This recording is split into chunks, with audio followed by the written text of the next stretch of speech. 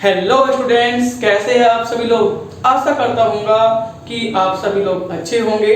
तो जैसे हमने आपको पिछले वीडियो में बताया था कि हम दमादम फिजिक्स की जो लेक्चर्स हैं उनकी जो बौछार करने वाले हैं। तो चलिए आज हम आपके लिए लेकर आए हैं माध्यम का परावैद्युतांक व आपेक्षिक वैद्युतशीलता। दोनों चीज मोस्टली एक ही होती है, दोनों का एक्सप्लेन करेंगे और साथ ही साथ आज आपको ये भी बताएंगे कि भाई एक कूलम आवेश को आप कैसे परिभाषित करोगे। साथ ही साथ ये भी बताएंगे कि आवेश के अन्य और मात्रक कौन कौन से होते हैं। तो जानने के लिए बने रहिए हमारे साथ स्टूडेंट्स, बड़ा इंटरेस्टिंग होने वाला है ये लेक्चर। तो चलिए स्टार्ट करते हैं, लेक्चर स्टार्ट। तो माध्यम का परावैद्युतांक, देखिए परावैद्युत पदार्थ क्या होता है आपका। परावैद्युत पदार्थ आपका एक ऐसा पदार्थ होता है या एक अचालक पदार्थ होता है जिसमें चलन नहीं हो सकता, जिसमें वैद्युत चलन नहीं हो सकता। तो अब बात करते हैं माध्यम के परावैद्युतांक की।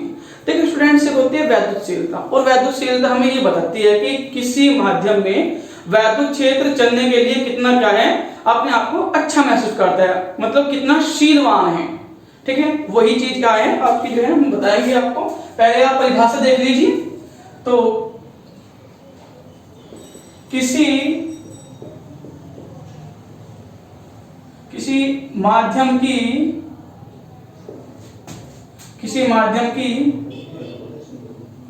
वैद्युतशीलता या तथा किसी भी माध्यम की जो वैद्युतशीलता होती है उसे हम लिखते हैं एप्सिलॉन से, तथा वायु या निर्वात की वैद्युतशीलता, निर्वात या वायु की जो वैद्युतशीलता होती है उसे हम लिखते हैं एप्सिलॉन नॉट से के अनुपात को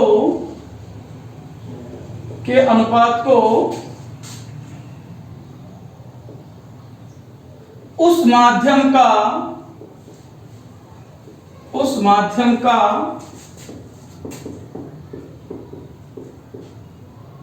परावैद्युतांक कहते हैं।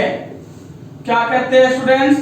परावैद्युतांक। तो मान लीजिए कोई पदार्थ है, पदार्थ में जो भी आपकी वैद्युतशीलता है वो, और साथ ही साथ निर्वात या वायु की जो वैद्युतशीलता है वो, उन दोनों का जो अनुपात है वही क्या कहलाता है, किसी भी माध्यम का परावैद्युतांक। और इसी को हम बोल देते हैं आपेक्षिक वैद्युतशीलता। तो स्टूडेंट्स, इसे कैपिटल के से रिप्रेजेंट करते हैं, इसे कैपिटल के से प्रदर्शित करते हैं, और कैपिटल के बराबर कितना आएगा, एप्सिलॉन बटे एप्सिलॉन नॉट। और इसी को बोलते हैं, या आपेक्षिक जो वैद्युतशीलता आएगी वो भी बिल्कुल सेम आती है, आपेक्षिक वैद्युतशीलता, सेम डेफिनेशन है, उसे हम रिप्रेजेंट करते हैं एप्सिलॉन आर से। आर मतलब रिलेटिव, यह आएगा एप्सिलॉन बटे एप्सिलॉन नॉट। तो स्टूडेंट्स, आप देखोगे कि ये जो परावैद्युतांक है या फिर आपेक्षिक वैद्युतशीलता है, ये दो वैद्युतशीलताओं का अनुपात है। तो इसका ना तो कोई मात्रक होता है, ठीक है, और ना ही कोई भी सूत्र होता है। तो ये आप नोट पॉइंट करके लिख सकते हो कि परावैद्युतांक या आपेक्षिक वैद्युतशीलता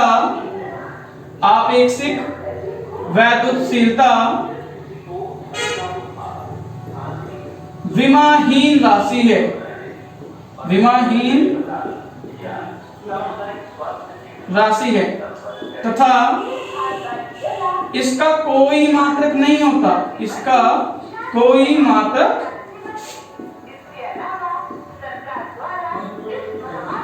नहीं होता। ओके, तो स्टूडेंट्स, ये थी एक छोटी सी ब्रीफ सी नॉलेज आपकी परावैद्युतांक और आपेक्षिक वैद्युतशीलता के बारे में। चलिए डिस्कस कर लेते हैं हम, एक कूलम आवेश क्या होता है, वह आवेश के अन्य मात्रक क्या होते हैं। तो सबसे पहले हम आपको बताने वाले हैं कि भाई आवेश के मात्रक क्या होते हैं। ठीक है, आवेश के मात्रक क्या होते हैं। देखिए आवेश का जो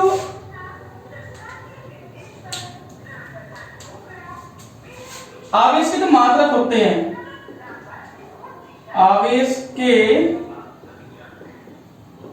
मात्रक, ठीक है। तो MKS या हम बात करें SI पद्धति, MKS या SI जो सिस्टम होता है आपका, उसमें जो आवेश का मात्रक होता है वो होता है कूलाम। क्या होता है? कूलाम। वहीं अगर बात कर ले CGS पद्धति की, तो भाई CGS जो सिस्टम होता है, तो CGS सिस्टम में हमारा जो आवेश का मात्रक होता है भाई वो होता है ESU। ये सुन के बड़ा अजीब लग रहा होगा कि ESU क्या है। स्टूडेंट्स, इसकी फुल फॉर्म होती है electrostatic unit, electrostatic unit, okay. और एक मात्रक और होता है EMU, वैसे हम ज्यादा डिटेल में नहीं जाएंगे। और इसी ESU को क्या बोलते हैं? इसी ESU को बोलते हैं फ्रैंकलिन। मैंने इसका जिक्र फिर किया था भाई, फ्रैंकलिन जो है साइंटिस्ट थे और उन्होंने ही आवेश की मतलब बीच में क्या है आवेश को एक अच्छे से एक्सप्लेन किया था। फ्रैंकलिन के संबंध में कहानी भी है। दरअसल क्या होता था, मतलब जो हमारे विदेशी लोग हैं पतंग उड़ाने का शौक रखते हैं, तो जब फ्रैंकलिन पतंग उड़ा रहे थे तो बादलों की, ऐसा बताया जाता है कि बादलों की गरजाहट हुई थी और जो बिजली चमकती है ना वो धागे से कुछ फ्लो होके आवेश उत्पन्न होके तो उन्हें झटका लगा था। तो उन्होंने सोचा कि झटका क्यों लगा, तो फ्रैंकलिन ने फिर क्या काम किया, आवेश को स्टडी करना स्टार्ट किया। और भाई क्योंकि उन्होंने इसको स्टडी किया हुआ है इसीलिए आवेश का जो CS मात्रक है उसके नाम पे क्या है, फ्रैंकलिन नाम रख दिया हमने कि भाई फ्रैंकलिन इसका एक मात्रक होता है। ठीक है, देखो स्टूडेंट्स मैं फिर बता रहा हूँ कि फिजिक्स मतलब नेचर, हम नेचर को देखते हैं फिर उसे डिस्कस करते हैं और हम क्या बन जाते हैं, साइंटिस्ट बन जाते हैं। चलिए बात कर लेते हैं एक कूलाम आवेश क्या होता है। तो स्टूडेंट्स आपका एक कूलाम आवेश क्या होता है, एक कूलाम आवेश की परिभाषा, एक कूलाम आवेश की परिभाषा। ठीक है, अब ये कूलाम आवेश की परिभाषा का मतलब क्या है, देख ले। हम जानते हैं स्टूडेंट्स की F बराबर क्या होता है, वो होता है 1/4 pi epsilon not Q1 Q2 upon R square. ठीक है, अगर मैं Q1 बराबर Q2 बराबर क्या मान लूं, 1 मान लूं, 1 कूलाम मान लूं। ठीक है, और भाई R बराबर क्या मान लूं, 1 मीटर मान लूं। ठीक, तो F बराबर कितना होगा, 9 गुना 10 की घात 9। मतलब इन दोनों आवेशों के बीच जो बल लगेगा वो लगेगा, पहले आप देख लो उसको, ये बचेगा 1/4 पाई एप्सिलॉन नॉट और इसकी वैल्यू क्या होती है 9 गुना 10 की घात 9।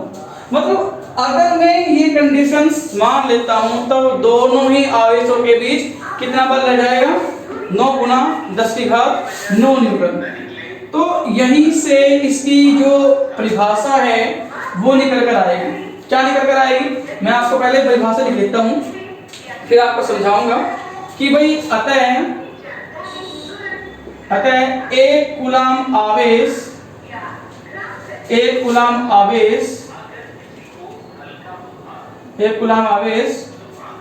ठीक है, आवेश की वह मात्रा है, आवेश की वह मात्रा है जो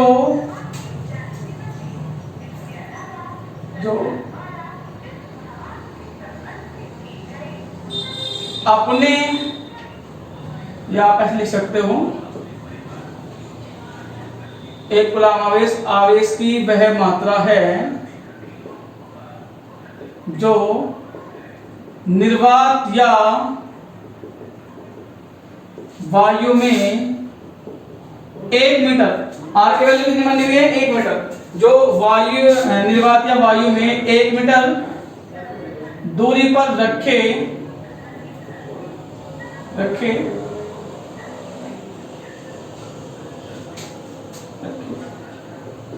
एक कूलाम आवेश को एक कूलम आवेश को 9 गुना 10⁹ न्यूटन बल से